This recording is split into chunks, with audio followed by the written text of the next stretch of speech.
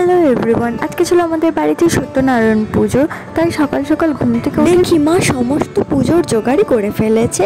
তাই আর দেরি না করে তাড়াতাড়ি স্নান করে রেডি হয়ে গেলাম। আমাকে কেমন লাগছে অবশ্যই জানিও তোমরা। আমাদের এই পুজোটা সাধারণত পয়লা বৈশাখের দিন দেওয়া হয়, কিন্তু বাবা না আসতে পারায় তাই আজকের দিনে ঠিক করা হয়েছে পুজোটা। তারপর বাবাও চলে এসেছিল। বাবা আসার কিছুক্ষণ পরে ঠাকুরমশাইও চলে এসেছিলো। ঠাকুরমশাই এসে সমস্ত কিছু জোগাড়জাটি ঠিকঠাক আছে কিনা দেখে নিচ্ছিল। দেখে নিয়ে যা যা তার করার পুজোর ওখানে সেগুলো সব করছিল সে।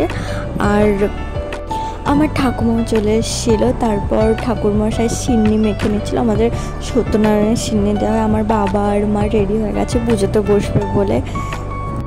একে একে বাড়ির সবাই চলে এসেছিল পুজোর ওখানে। আমরা সবাই মিলে বসে পুজো দেখছিলাম। আর এই যে সব থেকে দুষ্টু আমাদের ঘরের। তারপর আমাদের হোম হবে বলে সমস্ত জোগাড় যন্ত্র করা হচ্ছিল। ভাই সবার লাস্টে পুজো শেষ হয়ে গেছে তারপর এসেছিল। যাই হোক, তারপর আমরা হোম শেষ করে ব্রত কথা শুনে তারপর আমরা পুষ্পাঞ্জলি দিলাম সবাই মিলে।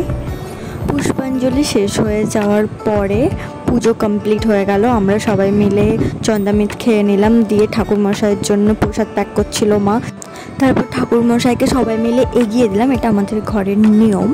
তারপর সবাই মিলে বাড়িতে এসে প্রসাদ খেয়ে পাড়াতে প্রসাদ দিতে গিয়েছিলাম।